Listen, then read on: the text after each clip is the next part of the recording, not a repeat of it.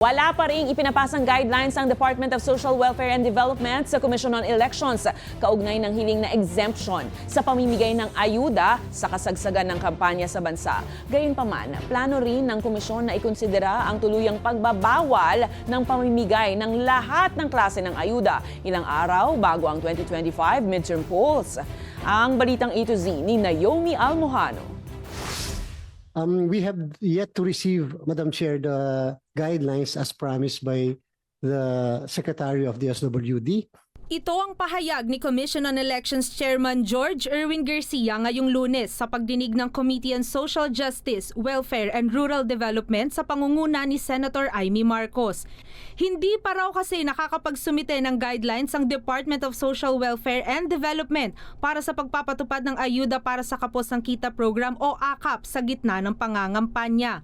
Isang uri ng ayuda ang AKAP kung saan bibigyan ng cash aid ang mga manggagawang minimum wage earners na apektado ng pagtaas ng mga bilihin at serbisyo sa bansa.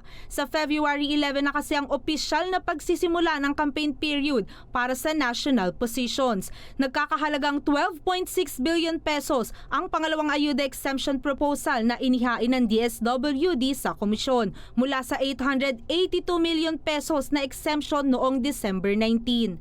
Pero saad ni Garcia, hindi papayagan ang anumang ahensya o organisasyon na ituloy ang programa kung hindi naman ito susunod sa kanilang mga requirement. Yung sumunod po na request na 12 billion para sa AKAP, hindi pa po natin inaaprubahan. Simula po nung ito ay patanggap sa atin noong Enero 16. Pero ayon naman sa DSWD, and the guidelines have been submitted to the Office of the President as per Department of Budget and Management's National Circular number 595.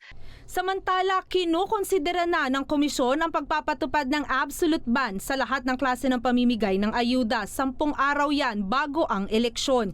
Ito'y para maiwasan daw na magamit ng mga tumatakbo sa lokal at nasyonal na pwesto at mabahiran pa ng politika ang mga cash assistance.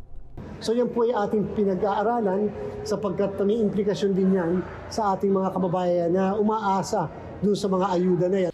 Sa kasalukuyan, ang assistance to individuals in crisis situation o AIX pa lang ang pinagbabawalan ang distribusyon.